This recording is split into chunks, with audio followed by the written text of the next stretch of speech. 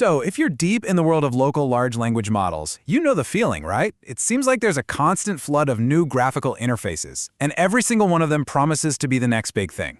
And hey, if you're feeling a little tired of it all, you're definitely not alone. Yeah, this just hits the nail on the head. You start to get this built-in skepticism in the community every time a new name pops up. We've all seen projects promise the moon and then, well, they don't quite deliver. And that's why LYRN is actually worth talking about. It kind of leans into that skepticism by claiming it's not just another pretty face on the same old tech. It says it's built on something fundamentally different. So the real question is it a game changer or is it just more of the same? To really get what makes LYRN different, you have to look past the UI and dig into its core philosophy, which is all about structured memory. You see, the creators are trying to get us away from that endless, forgetful chat window we're all used to, where the AI's memory is basically temporary and super unreliable. That whole philosophy is baked right into the name, LYRN. It stands for Live, Reasoning, and Structured Memory. These two ideas are the foundation. They're trying to reframe the language model from just a thing you chat with into an active reasoning engine that lives inside a bigger, more organized system.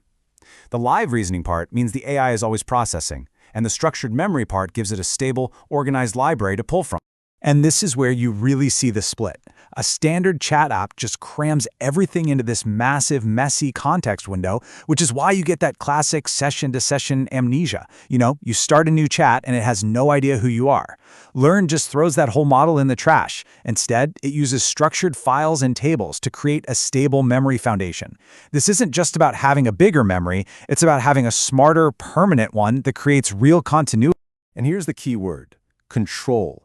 This whole system is designed to give you, the user, really precise and deterministic control over exactly what bits of memory the AI is using at any given moment. So no more guessing what the model remembers or just hoping it has the right context. And when you build on that philosophy, you get a pretty incredible list of promised features. We're talking about complex job automation, a super detailed system prompt builder, live system monitoring, and of course, that core idea of a searchable, structured long-term memory. It's a really ambitious vision for what a local AI tool can be. Okay, but a vision is one thing. The hands-on reality can be something else entirely. So this is where we shift from what's on paper to how this software actually performs when you get it running.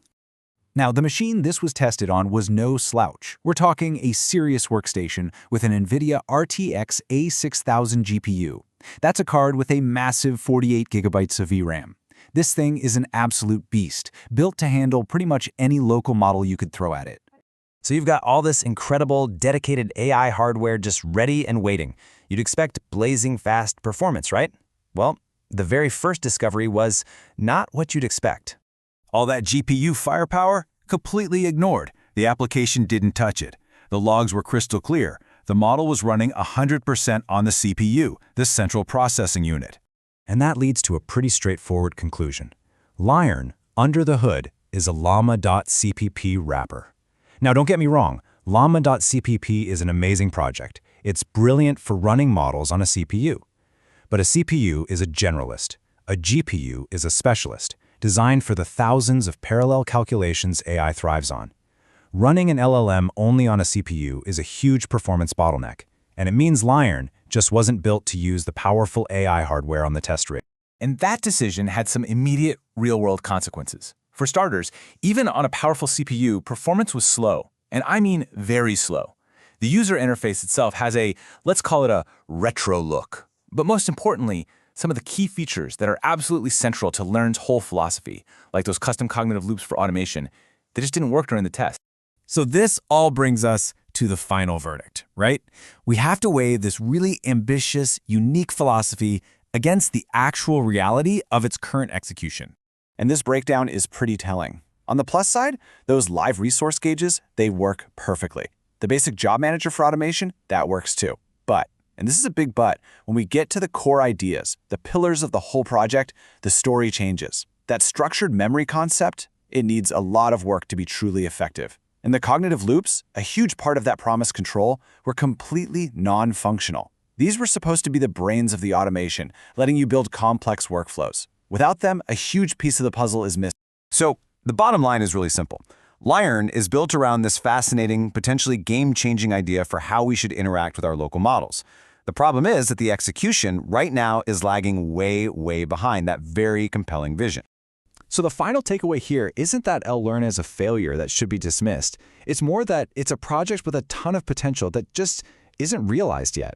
It's definitely one to keep an eye on. You have to give it credit, the core philosophy here is valuable. LYRN gives us this really interesting glimpse into a future where we move beyond the simple chat window and into these more robust, controllable AI systems running on our own hardware. But you just can't ignore the practical limitations. With core features broken and all that performance stuck on the CPU, it's just not a tool that's ready for prime time. Not today. Ultimately, LYRN represents a really compelling vision for what local AI could be tomorrow. The problem is, its execution just isn't there today. It's a fascinating project to watch, for sure, but for now, the reality doesn't quite live up to the promise.